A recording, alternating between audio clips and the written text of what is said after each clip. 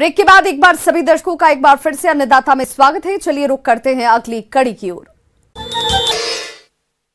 जो किसान पारंपरिक खेती से हटकर कुछ नया करना चाहते हैं, वे जरबेरा की फूल की खेती करके बेहतर मुनाफा कमा सकते हैं, क्योंकि जरबेरा फूलों की मांग भी बाजार में काफी अच्छी है। और जिन किसानों ने जरबेरा की फसल लगा रखी है, तो वे किसान इस फसल से अधिक फूलों का उत्पादन लेने के लिए कौन कौन से कार्यों को करें, इस बारे में जानकारी दे रहे हैं विषय विशेषज्ञ डॉक्टर AK सिंह।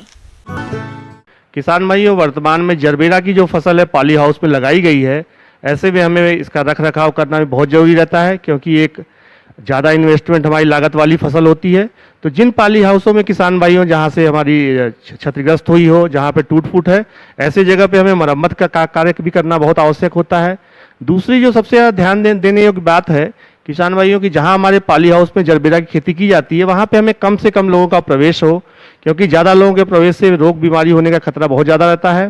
किसान भाइयों, पॉली हाउस में जहाँ जरबेरा हम लगाते हैं, वैसे तो ड्रिप के माध्यम से सिंचाई की जाती है, लेकिन कई जगह हमारा पानी जो नालियों में भी जाता है, तो उससे खरपतवार की समस्या आती है। तो ऐसी अवस्था में किसान भाइयों हमें खरपतवार नाशी का उपयोग नहीं करना चाहिए।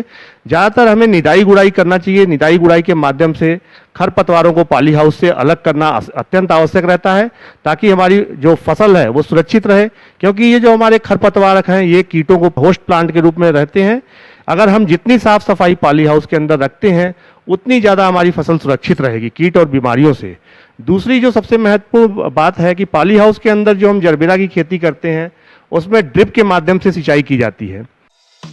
किसान भाइयों, जरबेरा रोपाई के 3 सप्ताह बाद टपक सिंचाई विधि को अपनाना उचित होता है।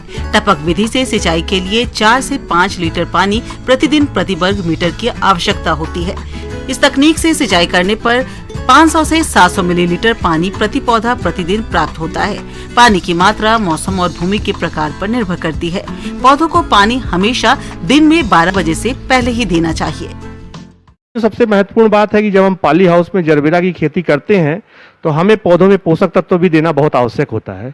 तो किसान भाइयों, पोषक तत्व की उपलब्धता सुनिश्चित करने के लिए पानी में घुलनशील उर्वरक, जो कि हमारे NPK अलग अलग ग्रेड के आते हैं, जिसमें NPK 19-19-19 है, 17-44-0 है, 12-0-45 है, 19-0-45 है, 0-52-34 है। ये अलग अलग ग्रेड के जो हमारे पानी में घुलनशील उर्वरक हैं, इनको एक एक सप्ताह के अंतराल पे 2 किलो मात्रा, शुरुआत हमें 19-19-19 से करनी है, 2 किलो मात्रा 200 लीटर पानी में घोल के और वेंचुरी के माध्यम से देना चाहिए, जिससे हमारे पौधों में पोषक तत्व की उपलब्धता सुनिश्चित हो सके।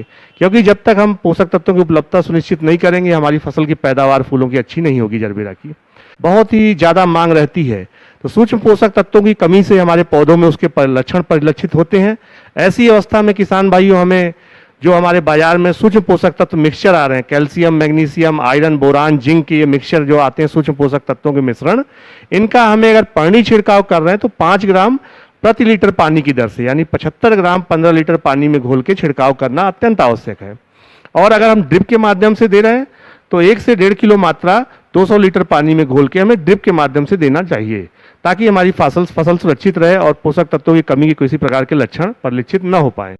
जरबेरा की फसल में पौध सुरक्षा उपायों पर विशेष ध्यान देने की आवश्यकता होती है, क्योंकि जरबेरा में मुख्य रूप से सफेद मक्खी, माहू, माइट, थ्रिप्स, लाल मकड़ी और पत्ती काटने वाले हानिकारक कीटों का प्रकोप होता है, जो फसल और फूलों को काफी नुकसान पहुंचाते हैं, जिसके कारण फूल उत्पादक को अधिक नुकसान उठाना पड़ता है।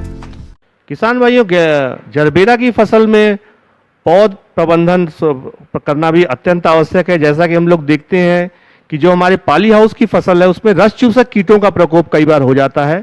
सफ़ेद मक्खी जो हमारे रस चूसक कीट है, फुदका है, हरा फुदका है, जैसिड्स है, एफिड्स है, इनके प्रकोप से हमारी फसल को नुकसान होता है, क्योंकि ये रस चूसते हैं और पौधों के फूलों को कमजोर करते हैं। तो इससे हम सुरक्षित हमको करने के लिए किसान भाइयों, हमें दैहिक कीटनाशक आते हैं, इमीडाक्लोप्रिड दवा आती है 17.8% SL। इस दवा का किसान भाइयों 80 ml प्रति एकड़ के हिसाब से, यानी 8 ml दवा 15 लीटर पानी में घोल के छिड़काव करना चाहिए। किसान भाइयों, वर्तमान में देखा गया है कि जो जरबेरा की फसल है, इसमें मिल्ड्यू रोग का दहिया रोग का प्रकोप देखा जा रहा है, जिससे हमारे पौधों पे पाउडर नुमा बनता है और पत्तियां सूख जाती हैं। ऐसी अवस्था में किसान भाइयों इस रोग का नियंत्रण करना अत्यंत आवश्यक है। तो दहिया रोग के नियंत्रण के लिए किसान भाइयों सल्फेक्स दवा आती है, सल्फेक्स 80% WP वेटेबल पाउडर 2.5 से 3 ग्राम प्रति लीटर पानी की दर से, यानी 15 लीटर पानी में 40 से 45 ग्राम इसको हमें घोल के छिड़काव करना चाहिए। किसान भाइयों, तो मेरे द्वारा जो भी आपको जानकारी प्रदान की जा रही है उसको आप निश्चित अपने जरबेरा की खेती में अपनाएं। अधिक जानकारी के लिए आप मेरे मोबाइल नंबर 9981828648 पर संपर्क कर सकते हैं। धन्यवाद। आगे और भी हैं खेतीबाड़ी से जुड़ी हुई बहुत सी रोचक जानकारियां, पर यहां रुकेंगे एक छोटे से ब्रेक के लिए, जल्द हाजिर होते हैं।